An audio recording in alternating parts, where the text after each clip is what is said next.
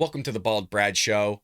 Our lead story of the day is regarding more footage has been released of the January 6th events by Tucker Carlson on Fox News. The footage we're going to look at today has to do with Capitol Police Officer Brian Sicknick. And if you recall, the Democrat Party and the January 6th committee were saying that this man was killed on January 6th at the Capitol that day by being hit in the head with a fire extinguisher. And it came out months later by the medical examiner saying, hey, that just didn't happen, that didn't take place. But it did not stop the Democrat Party and the January 6th committee from still pushing that lie and that agenda for literally 2 years. Well, here's the tape itself. Let's see if that really happened here. Let's go ahead and roll it. Within hours of January 6th, literally hours, you began to hear that day described as a deadly insurrection, and not described by one news outlet or one politician, but in unison by all of them, almost like it was coordinated. A deadly insurrection. That's how history may record January 6th. But the tape that we reviewed from within the building on that day proves it was neither an insurrection nor deadly. Here it is. January 6th, when an estimated 2,000 rioters breached the Capitol building, causing the deaths of 5 police officers. Certain dates echo throughout history. December 7th, 1941. September 11th, 2001, and January 6th. The mob beat officers with anything they had on them. That just shows you the tenacity and just how far the Democrat Party is willing to go in their lie and the agendas they want to push. They're literally going to lump together Pearl Harbor and 9/11 with what took place on January 6th. You see what they're trying to do and build the narrative that there's a bunch of extremists and terrorists storming the Capitol, right? Trying to overthrow democracy and all this nutso stuff. It's totally crazy what they're willing to do. And they've literally been doing it for 2 years. And I'm glad they're finally being exposed by Tucker Carlson here. Hockey stick, a flagpole, a fire extinguisher. Police officers died. Donald Trump supporters who, of course, rioted and killed police officers. By the evening of January 6th, the Democratic Party and its publicists in the national news media had settled on a description of what had happened that day. They distilled an enormous number of highly complex events that even now we don't fully understand, into a single emotionally laden political slogan, which they've repeated for years with remarkable discipline. January 6th, they said, was a deadly insurrection. There was a deadly insurrection that the right wing is trying to cover up. He incited a deadly insurrection. Incited a deadly insurrection. The violent, deadly insurrection on the Capitol 9 months ago, it was about white supremacy in my view. A deadly insurrection. Everything about that phrase is a lie. Very little about January 6th was organized or violent. Surveillance video from inside the Capitol shows mostly peaceful chaos. But the slogan worked. The term deadly carries enormous emotional power, which is why they used it. To prove the insurrection was deadly, propagandists pointed to the death of an officer called Brian Sicknick. The mob killed Officer Brian Sicknick. That's what they said. It was their single most powerful indictment of the January 6th protesters and of Donald Trump and of Republican voters nationally. They repeated that claim for years. They are still repeating it. At first they told... I remember listening to hearings, and I don't know if it was the House Oversight Committee or was the Senate side of things, but I remember seeing multiple hearings and the Democrats bringing that up and Republicans literally telling them that that's been disproved. And this was about a year and a half after this whole event took place. And they were still pushing it, even pointing again to the medical examiner and other people saying he didn't die that way. And then they were talking about other Capitol Police officers dying on the grounds that day as well. And everyone's like, that didn't happen. And they were still pushing it again. And this had been just debunked literally multiple times. And now we get to see the video of it all.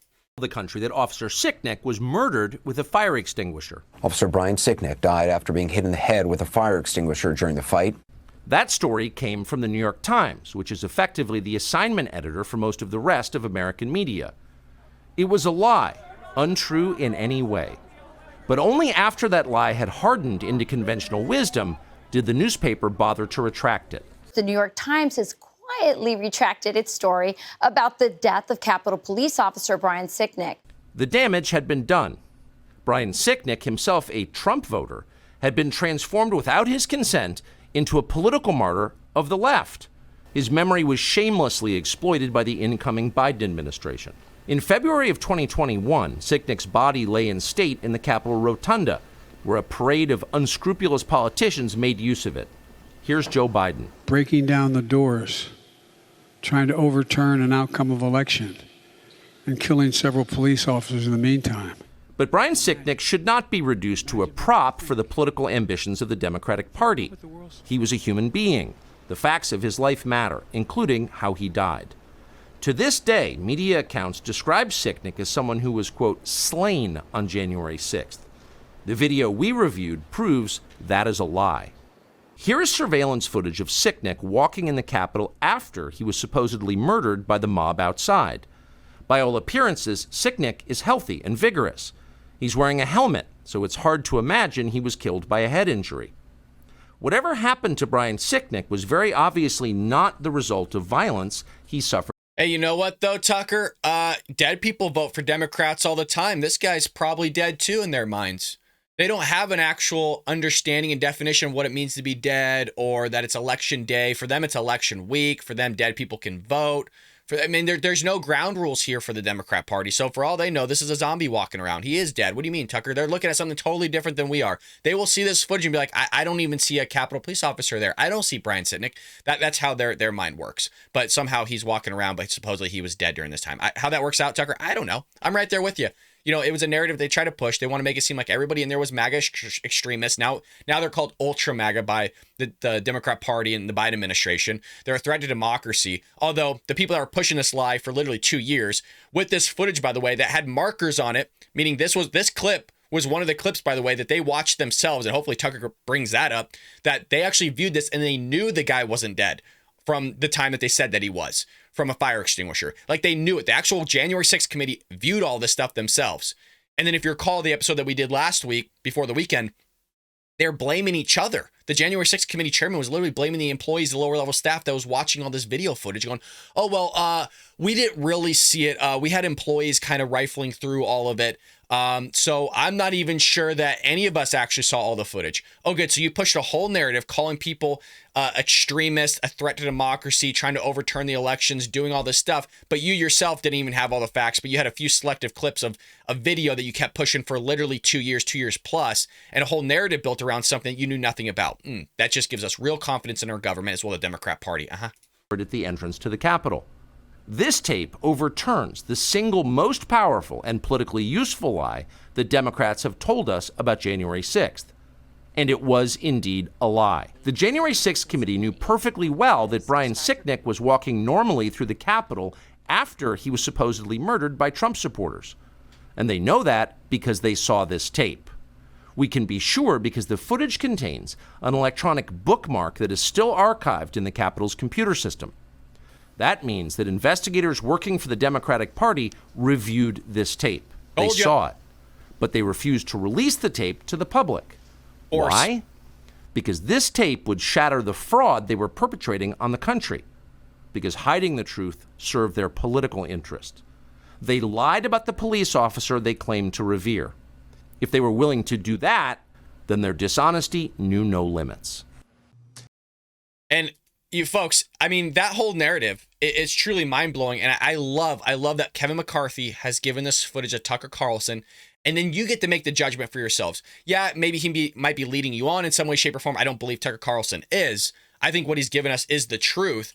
But hey, that's the footage. The guy was walking around. We were told that he was a dead man. I mean, he did pass away, which is a terrible thing to think about, but not in the way that the Democrat Party and the progressive left and the January 6th committee was leading us all on. They have an agenda. They have an ideology that they want to push. And that moves us into our second story of the day. It is a shameless plug for myself, but the second story of the day is our book is releasing today. You can buy it on Amazon, Barnes & Nobles. You can go to Liberty Hill Publishing, which is our publisher, and purchase the book. Or heck, go to baldbrad.com, hit the book up at the top. It's going to take you directly to this link here. If you hit buy now, it will take you to Amazon. Again, you could buy the ebook, the paperback version. We have a hardcover version as well. It's titled Trojan Horse, How the Left is Destroying America. You are seeing that in real time of the segments that we just did with Tucker Carlson, where the Democrat Party and the progressive left have an ideology that is sitting within our walls, very similar to how the Trojan Horse was sent into the city of Troy by the Greeks with hidden warriors inside. And while everybody was asleep, not paying attention, the warriors came out and destroyed the city of Troy. If we fall asleep as Americans, if we fall asleep to the ideology and the narrative that the Democrat Party and the progressive left is pushing, then we ourselves are going to be destroyed from the inside out. And so I utilize that mythology from the Greeks in the Trojan War to expand upon that, utilizing it as an analogy for what we're seeing here in the United States of America, where you have Antifa being rubbed by the shoulders of the Democrat Party and the progressive left as just an ideology when itself is an actual group of people, which we display, that are sitting running roughshod on journalists. They're hurting Americans. You have people like Maxine Waters telling certain Democrat members and Americans to go after Trump supporters. So we destroy Antifa. We go after leftist organizations like Black Lives Matter wanting to get rid of the nuclear family. The narrative, they're saying black men are being hunted in the streets. We completely shellac and disprove that using statistics and data. As many of you know, I'm a stats teacher myself, so you're going to absolutely love that chapter. We go after the socialists, the fascists of the Democrat wing and the progressive left. We go after the fake news of the mainstream media, everything they did under the Trump administration. We call them out. We go after Charlie Chester, the CNN technical director that was pushing COVID-19, climate change, all this stuff. We talk about indoctrination in the school system, what they're doing with critical race theory, how critical race theory even started. What is it? How did it move down in the education system? So we take all the components of what the progressive left is doing, who has slowly been in bed with the Democrat Party, and how that's going to destroy this country from the inside out. We tackle abortion. We take you through the Supreme Court cases, how it actually came about, what's the science behind life, when can we actually see a heartbeat, when can we hear a heartbeat. We take you through all of that. And by the way, not even just on a religious level, taking you through the Catholic Church, but we also talk about even a secular worldview of, hey, even if you're not somebody religious, even if you're not pro-life, just what the Supreme Court did with the penumbras and the emanations coming from the Bill of Rights, creating a right to privacy with marital couples, with Griswold v. Connecticut, and how that rolled down into Roe v. Wade. You don't even have to be a religious person or pro-life or even pro-choice. It was just bad law anyways. We actually cite clerks that were on the side of abortion that said, hey, it's bad law, from the guys that actually wrote it. Folks, you're going to love this book. Really, it goes in depth. There's a lot of research involved. It's an opinion book, to be quite honest, but it's for conservatives. It's for American patriots. And I think you're going to really enjoy it. For me to write a book, yes, it's a bucket list item, but it was also a book that I would want to have read myself. So there's no way I'd be able to write 250 something pages if I wasn't actually interested in this stuff. So if you love to read, or you know a family member that really loves this type of stuff, they love Ben Shapiro, Dinesh D'Souza, Tucker Carlson, heck, any conservative author they could think of, you're really, really going to love this book. I think it's a fast read. I think it's a good read, and it's really informative. And I think it's going to push the boundaries of really seeing what the Democrat Party's doing to this country and the harm that it's going to cause this country. And it's really going to equip you, I think, with the necessary wisdom to be able to combat certain arguments that you're going to hear from your friends or family members from the Democrat or the left-hand side of the aisle. So go ahead, head over to Amazon, Barnes & Nobles, Liberty Hill Publishing.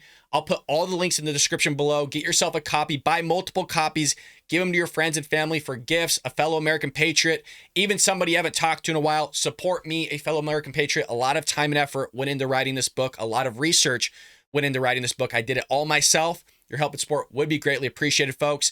And lastly, it is my birthday. So if you want to give me a birthday gift, heck, you can hit the join tab below.